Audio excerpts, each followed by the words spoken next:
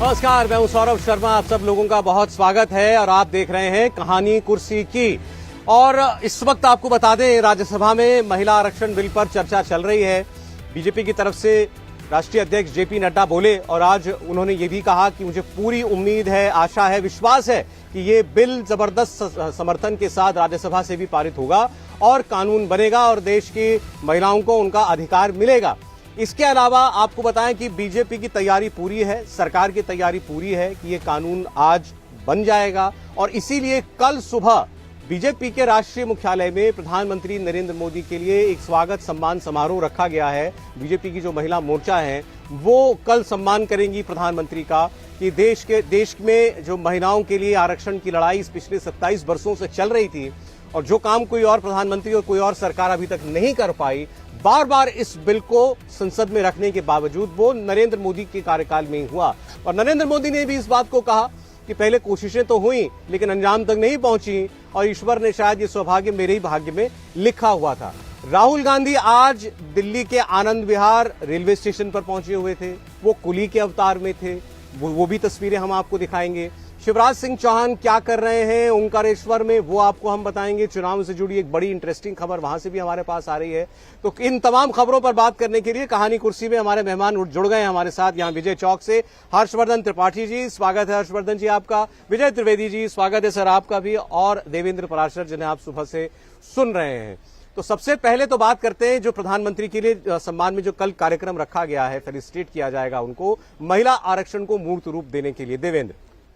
बिल्कुल सौरभ, और जैसा कि पहले हम लोग बातचीत करते रहे थे कि सरकार का फैसला तो हो गया और संसद का फैसला हो गया, अब संगठन को सक्रिय होना है और उस लिहाज से कल बीजेपी के मुख्यालय में जो कार्यक्रम होगा उसके बाद देश भर में कल महिला मोर्चा इस कार्यक्रम को कर रही है। महिला मोर्चा को ऑलरेडी ये बता दिया गया है कि मंडल स्तर तक आपकी जो इकाई है उस इकाई को ये बता दें कि महिलाओं के बीच इस संदेश को लेकर जाएं कि बीजेपी की सरकार, मोदी की सरकार ने ये फैसला लिया, संसद से उसे मंजूरी दिला दी गई और ये महिलाओं के लिए कितना अहम है। तो जिस क्रेडिट लेने की बात हम लोग कहते हैं कि महिलाओं के बीच रीच आउट, ताकि गांव-गांव तक महिलाओं को ये बात समझ में आ जाए कि प्रधानमंत्री नरेंद्र मोदी ने उस काम को किया है जो कि पिछले लगभग 3 दशकों से लटका हुआ था। और आप समझ सकते हैं कि 2024 के लिहाज से ये कितनी अहम कोशिश होगी, जिसकी कल शुरुआत हो रही है बीजेपी मुख्यालय में सुबह 9 बजे। काम करना जितना जरूरी है, राजनीति में काम बताना भी उतना ही जरूरी है। तो उसके प्रयास जो है बीजेपी शुरू करने वाली है। हर्षवर्धन जी। नहीं, देखिए वो कहते हैं ना कि नेकी कर दरिया में डाल, ये सब संत वचन हैं। जब आप राजनीति में हैं या किसी ऐसे काम में हैं जहां आप अगर नहीं बताएंगे तो फिर पता नहीं चलेगा। तब वो वाला आता है कि भैया बच्चे को दूध भी मां तब पिलाती है जब वो रोता है। तो राजनीति में तो सब कुछ आपको बताना, जताना, और बताते जताते वक्त 2 चीजों का ध्यान रखना होता है। हमने किया ये तो सबको बताना है, लेकिन हमने ऐसे किया कि उसमें कोई भाव आ जाए कि नहीं थोड़ा अहंकार का भाव या कुछ ऐसा हो, तो वो नहीं आना है। प्रधानमंत्री नरेंद्र मोदी महिलाओं के लिए सब कुछ कर रहे हैं। उनकी सरकारी योजनाओं से लेकर अब इस महिला आरक्षण के ऐतिहासिक कानून बनने की ओर तक ये महिलाओं को पता चले कि देखिए भाई इतने लंबे समय से क्या क्या हुआ, कैसे कैसे बिल आया और कौन कौन लोग इसका किस किस वजह से विरोध कर रहे थे। आज प्रधानमंत्री नरेंद्र मोदी की ये शख्सियत है, उनका ये व्यक्तित्व है। और मुझे भी नहीं याद आता कि कोई बिल, इस तरह का बिल इतनी आसानी से पारित हुआ। बिल्कुल कोई किसी से मतलब मैं तो सुन रहा था जिसकी नाराजगी वो कह रहे हैं कि अच्छा ठीक है भाई, हम ओबीसी होता तो बड़ा अच्छा होता लेकिन हम इसके समर्थन में हैं। ऐसा तो किसी बहुत अच्छे परिवार में होता है। और मुझे लगता है कि लोकतंत्र के परिवार के तौर पर अगर प्रधानमंत्री नरेंद्र मोदी के शासनकाल में ये संसद दिख रही है तो इससे खूबसूरत कुछ नहीं होगा। भारतीय जनता पार्टी अपनी मशीनरी का इस्तेमाल करके, अपने संगठन का इस्तेमाल करके इसको सबको बताएगी, ये तो तय है। 454 और उसके सामने केवल 2 वोट जो है विरोध में पड़े। और बिल्कुल ठीक कहा हर्षवर्धन जी ने, याद नहीं आ रहा है कि किसी बिल के समर्थन में किसी बिल को कानून बनाने के लिए ऐसा समर्थन हासिल हुआ, और वो भी ऐसा बिल जिसको लेकर के क्या क्या नहीं हुआ, क्या क्या प्रदर्शन नहीं हुए, कितनी नाराजगी नहीं हुई संसद के अंदर, कैसे कॉलर पकड़े, कागज फटे, सब कुछ आपने देखा है। इतनी तीखी राजनीति के बावजूद नरेंद्र मोदी ये काम कर पाए, इस तरीके से पास कराना और ऐसे पास कराना, दोनों अपने आप में बहुत बड़ी बातें हैं। विजय जी। सौरभ, 27 साल, 4 प्रधानमंत्री और 11 कोशिशें इसकी हिस्ट्री में जुड़ी हुई, जो फैक्ट्स पर है जो टेबल वाला काम है। बाकी जो पीछे संघर्ष हुआ, लड़ाई हुई संसदीय समिति में, क्या क्या हुआ, वो सब तो अलग है। लेकिन ये 27 साल वो है जिसमें इस तरह का संघर्ष, संसदीय संघर्ष का मैं जिक्र कर रहा हूं, उसमें हुआ।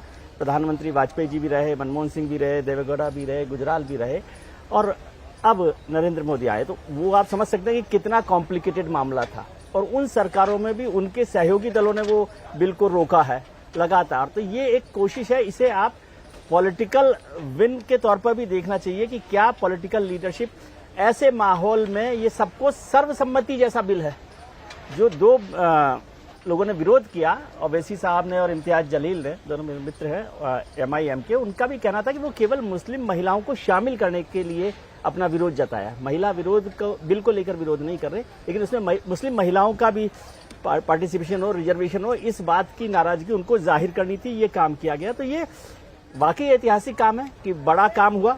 आज भी मैं फिर कह रहा हूं कि यदि इसमें OBC आ जाते तो बेहतर था। एक चीज और मैं सोच रहा हूं कि संसद में इस पर क्यों नहीं बहस हुई कि राज्यसभा और विधान परिषदों में, जो 6 विधान परिषद है, उनको इसमें शामिल क्यों नहीं किया। वो तो सबसे आसान काम है। मतलब जो पॉलिटिकल लीडरशिप वाले काम खुद कर सकते थे, नॉमिनेट करना है, इलेक्ट करना है अपने लोगों को, उसको भी इसमें शामिल कर लेते तो बेहतर रहता।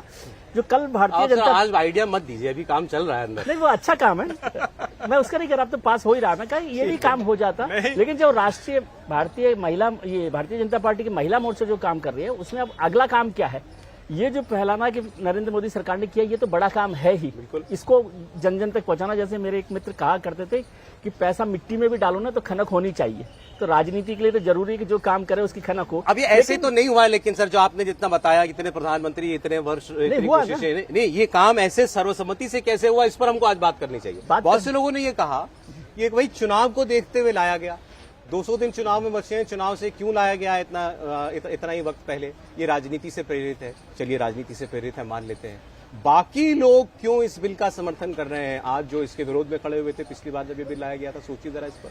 बिल में तो वो जिन बातों पर विरोध था पिछली बार, वो होनी चाहिए, वो तो नहीं है इस बिल में, आज भी नहीं है। फिर क्यों इस बिल के समर्थन में वोट डाला जा रहा है?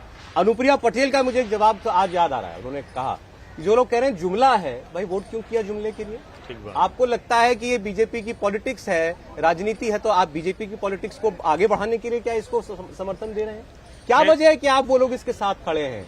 चुनाव के नजदीक लाया गया, हमें तो ऐसा लगता है जानबूझ के लाया गया कि विरोधी भी इससे इनकार ना कर पाए। बिल्कुल सौरभ, इसमें कोई दो राय नहीं, क्योंकि 19 के मैनिफेस्टो में भी बीजेपी के ये चीज थी, 14 के मैनिफेस्टो में भी थी। और प्रधानमंत्री नरेंद्र मोदी की जो कार्यशैली रहती है, हम लोग हमेशा इस बात को लेकर चर्चा करते हैं कि सही समय पर सही फैसला लेते हैं। और पिछले 9 सालों में जो चीज सबसे ज्यादा बदली, मुझे लगता है कि इसके पीछे उसने सबसे अहम रोल अदा किया इस रूप में कि वुमेन को एम्पावर्ड करने के साथ उनकी जो राजनीतिक हिस्सेदारी का भाव था वो ज्यादा बढ़ा दिया गया। और आपने बहुत सारे ऐसे रिपोर्ट देखे होंगे जिसमें ये बताया जाता है कि घर का मुखिया जो कि हस्बैंड किसी और पार्टी को वोट कर रहा है, लेकिन महिला कह रही है कि नहीं, मैं तो प्रधानमंत्री नरेंद्र मोदी को वोट करूंगी।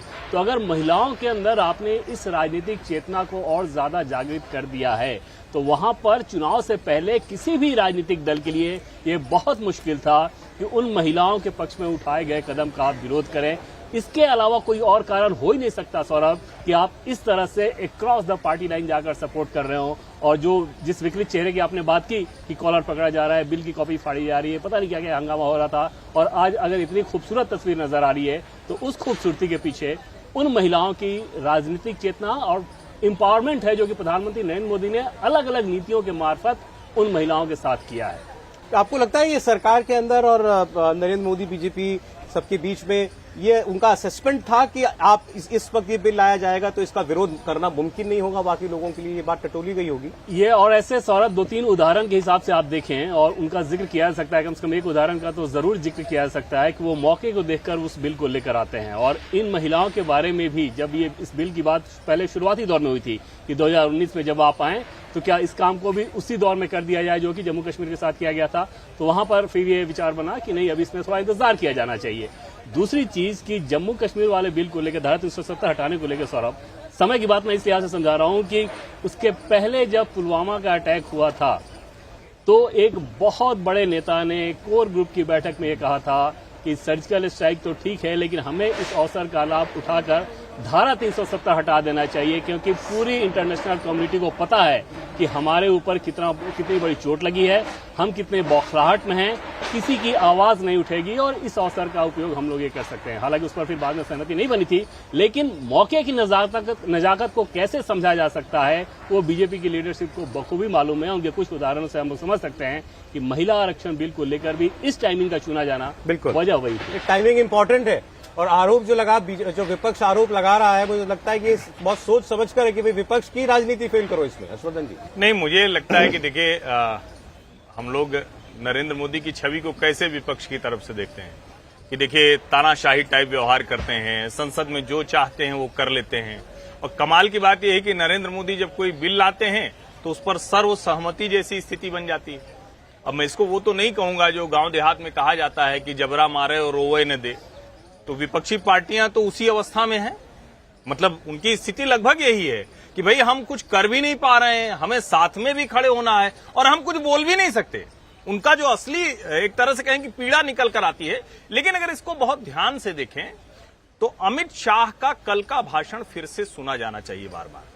वो जिस तरह से, चूंकि नरेंद्र मोदी के साथ परछाई की तरह लंबे समय से काम कर रहे हैं, उन्होंने जिस तरह से नरेंद्र मोदी और महिला सशक्तिकरण पर एक निबंध सुनाया, जिसे पाठ्यक्रम में आता है ना कि इस पर निबंध करिए, तो कल महिला सशक्तिकरण और नरेंद्र मोदी का रिश्ता, इस पर अमित शाह का निबंध था। मुझे लगता है कि भारतीय राजनीति में कम ऐसे नेता रहे होंगे जिनकी छवि, अमित शाह की छवि बनाई गई कि सिर्फ और सिर्फ वो सब कुछ अपने हिसाब से रौंद देते हैं, दबा देते हैं। अब एक ऐसा नेता जो फैक्ट लेकर आता है, उनको उस वक्त के जो सामाजिक ताने बाने होते हैं उसके साथ जोड़ता है और उसको जब पेश करता है तो विपक्ष के पास एक भी उंगली रखने की जगह नहीं होती। और जो सबसे बड़ी बात है कि कभी मैंने, वो ठीक है थोड़ा सा वो अंदाज रहता है उनको वो वाला, लेकिन इसके अलावा कभी अभद्र नहीं हुए अमित शाह अभद्र नहीं हुए। जब ये सारा एक पैकेज दिखता है और उसमें महिला आरक्षण बिल आता है तो विपक्ष के पास न तो गुंजाइश है न मौका है। और जो देवेंद्र जी ने कहा, मैं उसको और एकदम जिसको कहें कि स्टैंपिंग जैसा है, महिला सशक्तिकरण जुमला या नारा नहीं रह गया है। नरेंद्र मोदी के शासनकाल में ये एक सच्चाई है जिससे मुंह मोड़ना किसी भी पार्टी को भारी पड़ सकता है। इसलिए आज ये स्थिति है कि सर्वसहमति। अमित शाह जी के भाषण की बात की तो उन्होंने तो कल ये भी कहा, आपको क्रेडिट लेना है लीजिए, आप सारा का सारा क्रेडिट ले लीजिए, कोई दिक्कत नहीं है, इस बिल को पास करो, इस बिल के समर्थन में खड़े होइए, इसका विरोध मत कीजिए। और प्रधानमंत्री ने भी यही बात कही कि मैं अपील करता हूं आपसे कि अगर ये सर्वसम्मति से जाएगा तो इस कानून बनने के बाद इसका जो प्रभाव है देश के अंदर वो कई गुना बढ़ जाएगा। और ये बात सही है, बिल्कुल। अगर आप कोई बात अगर कोई चीज एक सुर में कही जाती है उसका एक अलग इम्पैक्ट होता है। देखिए सौरभ, इस बिल को मैं फिर हर बार ये बात कर रहा हूँ कि ये सोशल रिफॉर्म का बिल है। ये हिंदुस्तान की पूरी तस्वीर को बदलने वाला बिल है कि जिस तरह से 33% रिजर्वेशन महिलाओं के लिए किया जा रहा है। और आपने शुरुआत की कि भाई भारतीय जनता पार्टी ने इलेक्शन के करीब लेकर आए, बिल्कुल ठीक हो गई बात, लेकिन अपोजिशन पार्टीज ने भी सभी इसके खिलाफ खड़े नहीं हुए। उसकी एक बड़ी वजह तो इलेक्शन है ही, लेकिन 2019 के नतीजों को देखें तो उसमें 67.2% वोट महिलाओं ने दिया, पुरुषों से भी ज्यादा वोट दिया। उसमें सबसे ज्यादा वोट मिला भारतीय जनता पार्टी को 36%। दूसरा, एक हमारे वोटिंग पैटर्न में बड़ा बदलाव हुआ है कि 20 साल पहले 25 साल पहले हमारे यहाँ सरपंच के हिसाब से वोट डालते थे। 20 साल पहले हम फैमिली के हिसाब से वोट डालते थे कि दादाजी ने जो कह दिया वो कर दिया। पिछले 10 साल में एक बड़ा बदलाव आया है कि जो महिला है वो दादाजी या मुखिया के हिसाब से नहीं, अपने हिसाब से वोट दे रही है और उसने बल्कि दूसरों को कन्विंस किया है कि ये वोट आपको किसे देना है। तो वो जो 36% वोट बीजेपी को मिला और 67.2% वोट ओवरऑल महिलाओं ने दिया, वो ताकत ऐसी थी, वो ऐसी चुप्पी वाली ताकत थी जिसने विपक्षियों को हिला दिया कि अब महिला विरोध करना संभव नहीं। इस बिल का विरोध करने का मतलब महिलाओं की ताकत को रोकना, महिलाओं का विरोध करना। एक बाइट में अभी देख रहा था, छोटी सी बात जोड़ रहा था, 2010 में जब यूपीए गवर्नमेंट ने ये बिल पास किया तो एक पत्रकार ने सोनिया जी से ये सवाल पूछा था कि आपने इसमें, सब लोग बात कर रहे थे ओबीसी को क्यों नहीं शामिल किया। ये बाइट है, ऑफिशियल बाइट है जो मैं अभी सुन रहा था रास्ते में। तो सोनिया जी का जवाब है उसमें कि भाई आपको जो लोग इसकी बात कर रहे हैं वो अपने खाते में से महिलाओं को, ओबीसी महिलाओं को और मुसलमानों को टिकट क्यों नहीं देते, किसने मना किया? शायद नहीं, मतलब आप ये कह रहे हैं कि सोनिया जी को आज अपनी वो वाली बाइट सुननी चाहिए। मैंने सुनी है, सोनिया जी ने सुनी है कि नहीं सुनी, मैंने आज के उसका जिक्र किया है तो थोड़ा तो ये है। लेकिन अब किसी का, जो हम लोग कल से भी चर्चा कर रहे थे कि पूरे देश भर में ये माहौल है कि महिलाओं की इस पॉलिटिकल पावर को आप रोक नहीं सकते। ये बड़ी बात है 2029। इसलिए जब एक बात और कह दूं, जो राष्ट्रीय महिला मोर्चा की बात हो रही थी भारतीय जनता पार्टी की, उनके पास जो अब बड़ी जिम्मेदारी है, ये प्रचार करना कि नरेंद्र मोदी सरकार ने इसे पास किया वो तो है ही, लेकिन ये कन्विंस करना भी कि ये जुमला नहीं है, 2029 भी आ जाएगा। नड्डा जी ने बोल दिया आज हाँ, कि हिंदुस्तान की तस्वीर 2029 में भी बदलेगी, तो इसको कन्विंस करना एक बड़ा काम है लोगों को, क्योंकि अपोजिशन पार्टीज बार बार इस बात को जोड़ देंगे कि भैया ये 2024 में पास नहीं। आपने कल की डिबेट्स भी देखी होंगी, उसमें बार बार ये बात कहेगी कि 2024 में नहीं किया, 2029 में किया।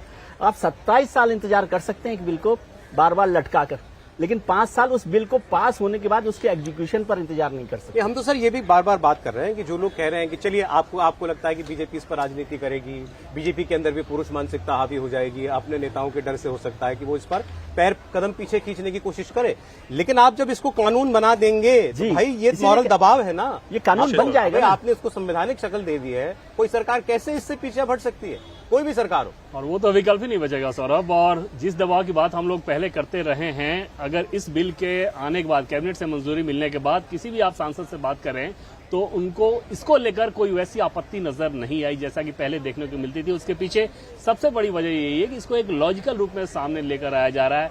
एब्रप्ट इंप्लीमेंटेशन वाला काम अगर किया गया होता और जैसे अगर ये बताया गया होता कि 2024 में ही ये लागू हो रहा है, तो आप देखते हैं कि सत्ता पक्ष विपक्ष के कई सारे सांसद, सत्ता पक्ष वाले अंदर खाने बोलते, विपक्ष वाले तो खुलकर अपना रिएक्शन देते या किसी न किसी बहाने ये हंगामा करते, ओबीसी का सहारा लेके या दूसरी चीजों का सहारा लेके।